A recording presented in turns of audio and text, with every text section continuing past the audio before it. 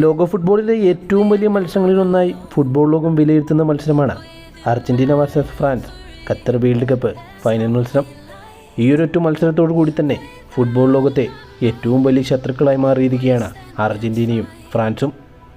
Argentina താരങ്ങളും France താരങ്ങളും ഏതെങ്കിലും ക്ലബ്ബുകളും ഉണ്ടെങ്കിൽ തന്നെ ആ ടീമുകൾ തമ്മിൽ മത്സരിക്കുന്നത് ഫുട്ബോൾ ലോകത്ത് ഇപ്പോൾ ചർച്ചാ വിഷയമാണ്.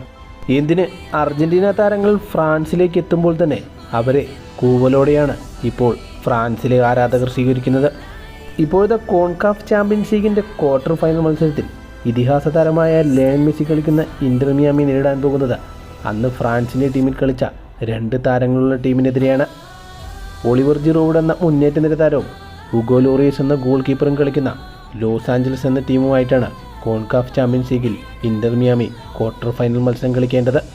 ഈ വരുന്ന ഏപ്രിൽ 1 മുതൽ 3 വരെയുള്ള ദിവസങ്ങളിലായിരിക്കും ആദ്യ ലെഗ് മത്സരം. 8 മുതൽ 10 വരെയുള്ള ഏതെങ്കിലും ഒരു ദിവസമായിരിക്കും സെക്കൻഡ് ലെഗ് മത്സരം കളിക്കുക. ചാമ്പ്യൻസ് ലീഗിലും ഈ തവണ അങ്ങനെ ഒരു പോരാട്ടം നടക്കുന്നുണ്ട്. അർജന്റീനയുടെ വേൾഡ് കപ്പ് വിജയത്തിന് നിർണായക പങ്കുവഹിച്ച എമിലിയാനോ മാർട്ടിനസ് എന്ന ഗോൾ കീപ്പർ കളിക്കുന്ന ആസ്റ്റൺ വില്ല എതിരിടുന്നത് PSG എന്ന ഫ്രാൻസിലെ ക്ലബിനുമായിട്ടാണ്.